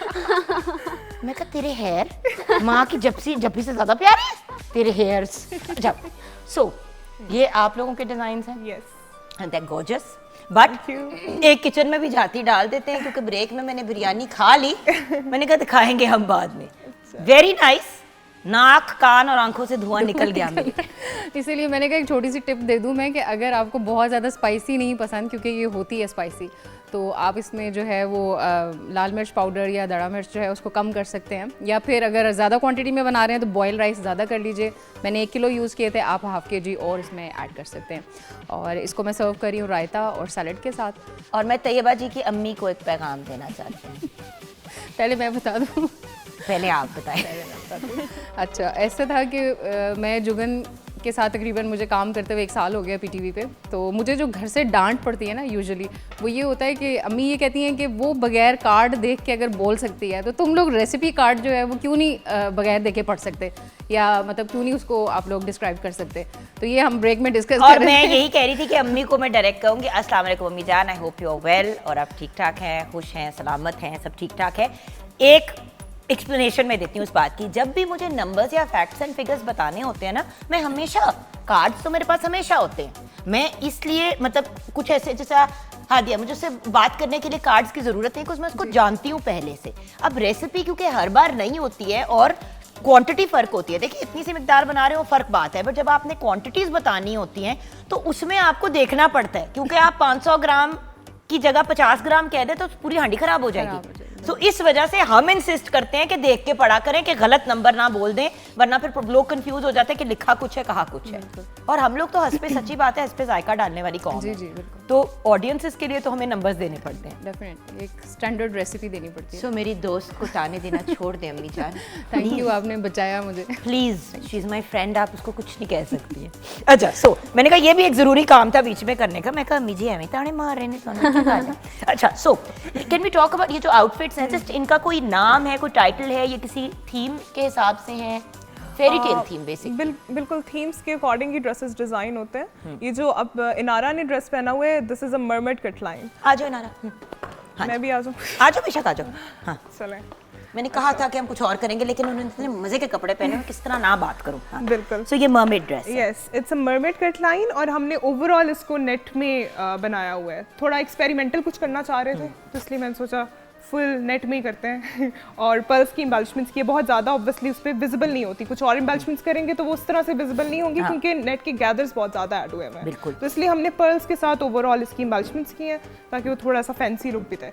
आप ये ऑब्वियसली वेडिंग पे, बर्थडे पे, किसी भी इवेंट पे पहना सकते हो। आ जाओ मेरी जान, आ जाओ बेटा, यार आ जाओ। अच्छा, अयान का ये ड्रेस यार जो ये है, बाल क्या है, ये क्या बाल हैं, ये इतने मजे के बाल हैं, इन बालों के नूडल्स बना के खाने का। अच्छा, सो बेसिकली इसका जो ड्रेस है, इट्स जैकेट, बैंड जैकेट, ठीक है। और ये भी आपकी बर्थडेज के लिए मेनली होता है, या आप रिसेप्शन पे भी पहन सकते हो। प्रिंस, या प्रिंस जैकेट कह सकते हैं। Looking really really nice. बाकायदा जो हम डिज्नी की मूवीज में, फेरी टेल्स वगैरह में देखते थे ना, उस किस्म का, like a really really cool yes, jacket. Very nice बेटा, आ जाओ। चौके जाऊँ, मैं तो छोटी सी एक skirts एलिगेंट मार- यंग लेडी लग रही हूँ, मैं तो गर्ल से ज्यादा लेडी लग रही हूँ।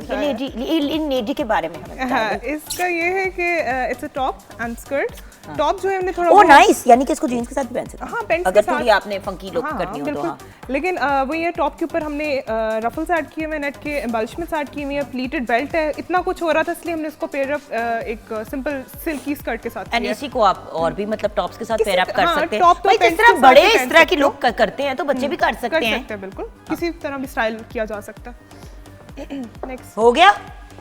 हाय कम हाँ जो है बहुत शुक्रिया। मैं जो छोटा सा मटर है, ये तो मटर है, ये लिटिल मटर है हमारा। मटर ने जो पहना हुआ उसके बारे में बताएं।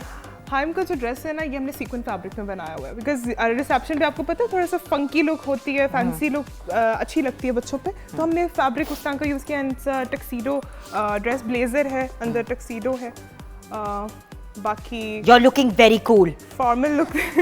Well done. भाई तालियां मेरी, मैं शक्ड़े जाऊं। हाँ ओके, आ जाए आपको ज्यादा जल्दी आप आ जाए। हाइम यू डन, आ जाओ। मैं चुकी जो चलो बैठ। मैडम प्लीज आइए, आप तो बहुत अच्छी लग रही हैं It's a जान। princess. I love your outfit darling, where is it from? It's very cool you know. हमारी शहजादी जिसने अपने से बड़ी वो पहनी हुई है। Exactly. अच्छा, इट्स अ बॉल गाउन, ठीक है। और ऑर्गेन्जा में हमने थोड़ा फ्लावर्स को माइंड में रख के थोड़ी सी जो इसकी हेमलाइन है उसका, उस हिसाब से हमने इसकी कट जो है निकाला है ताकि वो थोड़ा सा फ्लूई और फ्लफी लगे ओवरऑल। और पफ स्लीव्स चलो। हैं इसके। एंड अगेन ये आप बर्थडेज पे, यही तो मजे हैं, wedding पे- यही तो मजे हैं। हाँ जी, बर्थडेज के लिए मेनली क्लाइंट्स को ना इस तरह के ड्रेसेस पसंद आते हैं, थोड़े फ्लेरी हो, प्रिंसेस थीम्स होती है ना मेनली क्लाइंट्स की, तो वो फिर कलर कस्टमाइज करवा के इस तरह के कट्स को। मेरे बचपन में भी अगर ये लश्कारे होते तो क्या ही बात। Thank you ma'am, thank you ma'am जी, आइए बैठिए मैडम, थैंक यू। स्टार्स आए हैं सेट पे, हमें भी थोड़ा सा अपने आप को प्रॉपर तरीके से मैनेज करना पड़ता है। आप तो जानती हैं, आप ही इसी कैटेगरी की यू नो स्टार है हमारी। अच्छा okay, so new born, I would look at new हाँ बॉर्न। जी, न्यू बॉर्न, ये थोड़ी कैंडीलैंड थीम के अकॉर्डिंग हमने किया बच्चे से ज्यादा भारी तो ये ड्रेस है। है तो सही, है लेकिन तो- बच्चे कैरी कर लेते हैं, आजकल के बच्चे कैरी कर लेते हैं। उन्होंने वैसे बैठे ही रहना होता है, छोटे से जो होता क्रीम पफ। है। और ये एग्जैजरेटेड वो है, फ्रंट पे बैक पे भी जा सकती है, फ्रंट पे भी हमने फ्रंट पे डिजाइन किया तो हम कपड़ा लेके बच्चे के ऊपर वो ही बांध के भेज देते हैं बर्थडे पे, ये क्या जरूरत है फिर बड़ी वो करनी है तो। है। वो एक बहुत क्यूट एलिमेंट होते हैं ड्रेसेस में। बिल्कुल। अच्छा तो- नेक्स्ट, ये जो पिंक फ्लो की है, ये इट्स अ कपकेक। ओ एक मिनट, फंस है ना, गया। तुझे पार है, हाँ, ये ਅਸੀਂ नहीं देने पैने पैसे, फिर तुझे मांगना। It's a cupcake theme dress, ऊपर कपकेक एम्बेलिश करके लगाए सो हुए हैं। क्यूट। ये तो इजी टू कैरी है बच्चों के लिए, ये इतना मतलब लाइट वेट भी है। ये लाइट वेट भी है, ये बिल्कुल ये आई अप्रूव ऑफ दिस। अच्छा, अच्छा, ये ब्लेजर, जैकेट्स, छोटे से भाईजान बना के जब आपने अपने बच्चे को भेजना है तो लिटिल मैन हमारे, हमें जो लिटिल मैन। और एक और चीज, ये ना थीमेटिकल बर्थडेज होती हैं तो ये ओह। फरारी थीम पर हमने जंप सूट डिजाइन किए। नाइस। हाँ, यानी कि मतलब अगर कोई स्पेसिफिक थीम है, क्योंकि यार वो जो दूसरे वाले मटेरियल के बने हुए होते हैं ना जो आपको रेडीमेड मिलते हैं, मतलब बच्चे तंग ही हो जाते हैं। अच्छा ये भी हैं कुछ। हाँ जी, ये भी मिड टू ड्रेसेस कह सकते हैं, नी लेंथ ड्रेसेस हैं दोनों। इसकी बैक पे बटरफ्लाई ऐड की हुई है और फ्रंट पे बो है छोटी सी। आपको जो छोटी बोएं लगती है ना वो हमारे लिए बहुत बड़ी बोएं हैं। ये आगे छोटी बहुत है। बोएं नहीं बट वैसी बोएं। हाँ हाँ, मुझे वो ग्रीन इतना अच्छा कलर लगा तो उसी की एक और वेरिएशन है, मतलब वो obviously it's a brighter green. And हाँ जी, ये देखिए, यस, ये भी नी लेंथ ड्रेस है, फ्लोट यंग गर्ल्स समटाइम्स बच्चियां कहती हैं हमने नहीं पहनना पिंक। अब जिस तरह मेरी नूर पिंक ऑब्सेस्ड है, but there are lots of girls जो नहीं ड्रेस भी नहीं पहनना चाहती। तो अगर ड्रेस भी ना आपने पहनाना हो तो आप इस तरह जो हमारे पास मेंस वेयर की कलेक्शन है उसके उस रेंज में भी जा सकते हैं। अच्छा, इट्स अ जंप सूट, ये देख लें पहले। हाँ जंप सूट है, ऑब्वियसली हर किसी को अब फ्लेरी कट लाइन्स तो नहीं पसंद ना, कुछ स्लीक कट भी लेना चाहते हैं मेनली रिसेप्शंस वगैरह पे, तो उसके लिए हमने ये जंप सूट डिजाइन किया। इसके साथ ट्रेल है, ये वही है, आप इसको उतार भी सकते हो, लगवा भी सकते हो। लगवा भी सकते हो। अच्छा ये क्या है? It's a trail dress for the mothers. नहीं, फॉर गर्ल्स। अच्छा, ये वाले जो ड्रेसेस ये है दो ये जो। मदर ड्रेसेस है। हाँ। ये वाले जो है ये हमने मदर्स के लिए डिजाइन किए हुए हैं। अब ये है कि इसमें आपने स्लीव्स Sleeves लगा लें, हाँ। लगवा सकते हैं, आप इसी तरह के पफी स्लीव्स भी लगवा सकते हैं, स्ट्रेट भी लगवा सो सकते हैं। यानी कि अगर मदर डॉटर थीम करना चाह रहे हैं, और मदर्स का होता है मेनली कि वो इतना फैंसी नहीं बनना चाहती हैं बर्थडेज पे, वो चाहती हैं कि बच्चे पे फोकस हो, बच्चे पे वो focus हो, but no, अपना but थोड़ा बेसिक से। Giving you an example, not exactly the same, but जैसे कि मतलब ये दो मतलब इस टाइप का अगर माँ पहन ले इस टाइप की चाहे चीज के साथ तो वो क्यूट भी लगता है लगेगा, बट ओवर भी नहीं उस लेवल पे लगता ना फिर। बिल्कुल। Awesome. Thank you. Thank you so much to our stars and our celebrities. Thank you, Ji, thank you. Darlings, please, let's clap for these wonderful young people. So nice, Jani. So, अपना करिश्मा type feel हो रहा है। आपकी राय? बहुत प्यारे लग रहे हैं, बहुत अच्छे इन्होंने फैशन वॉक किया है, कपड़े भी बहुत प्यारे हैं। वो जो कपकेक वाला है ना मुझे बहुत Did प्यारा you लगा। realize आप इनकी सीनियर हैं फील्ड में? आप अभी 13 साल की हैं, आप इनकी सीनियर हैं मीडिया की फील्ड में क्योंकि आप 5 साल से अब इस फील्ड में काम कर रहे हो, हाँ जी, तो आप भी किसी की सीनियर हैं। अभी तो ये जूनियर मैं चल भी रही है किसी ना की हर किसी senior हूँ। की, यानी कि आप भी किसी की ये सीनियर भी आपने याद दिलाया हाँ मुझे। जी, आप टेक्निकली बच्चों की सीनियर नहीं। अनारा आप कितने सालों से कर रहे हो modelling? So how old are we now? तो आप दोनों कॉलीग्स हैं।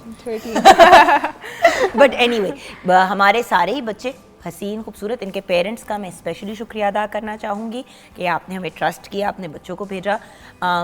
टू बी वेरी ऑनेस्ट, ज़्यादातर लोग इस चीज़ पे भी घबराते हैं कि यार बच्चों को हम इस तरह स्क्रीन पे भेजेंगे, तंग ना हो, बॉदर ना हो, होते ना बच्चे इरिटेट हो जाते हैं कि कोई डांट ना दे, कुछ कहना दे। तो आपका बहुत बहुत शुक्रिया कि आपने हमें ट्रस्ट किया, अपने बच्चों को हमारे हवाले किया। ऑब्वियसली पेरेंट्स साथ आए हुए हैं but we are very very grateful. Thank you so much कि आपने हमें इजाज़त दी कि हमें ऑन स्क्रीन लेके आए। I want to thank the parents specially, और आपका भी बहुत बहुत शुक्रिया साइमा। जब भी हम आपको कोई काम कहते हैं आप बढ़ चढ़ के उसको मैनेज करती हैं, थैंक यू।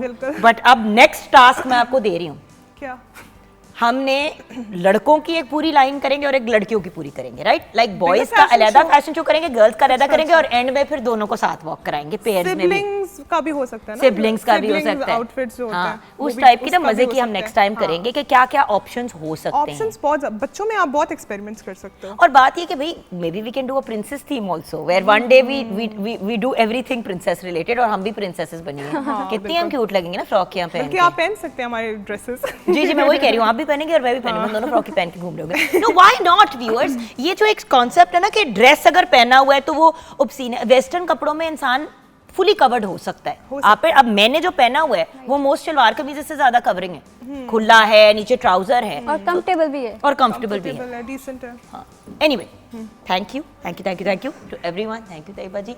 तैयबा की अम्मी प्लीज, आप मेरी माँ समान है, बल्कि आप मेरी भी माँ हैं क्योंकि मेरी बहन है छोटी, तो इससे मेरी आपसे रिक्वेस्ट है मेरे बच्चे को डांटा ना करें, सेंसिटिव बच्चा है हमारा थोड़ा सा। और यहाँ पे जो मेरा, सॉरी गाइस माफ़ कर देना, मोस्ट फेवरेट बच्चा, क्योंकि इसने तो मेरे साथ काम भी पड़ा थी, तो मोस्ट फेवरेट बच्चे का सॉन्ग सुनते हुए हम अपना शो क्लोज करेंगे। Today it was all about our beautiful babies. So Allah इनको खुश रखे, आबाद रखे, कि किस्मतें अच्छी करे और इनको अपने माँ बाप, अपनी फैमिलीज के लिए सुकून का बायस बनाए, आमीन। इस नोट पे हादिया जी आइए जी।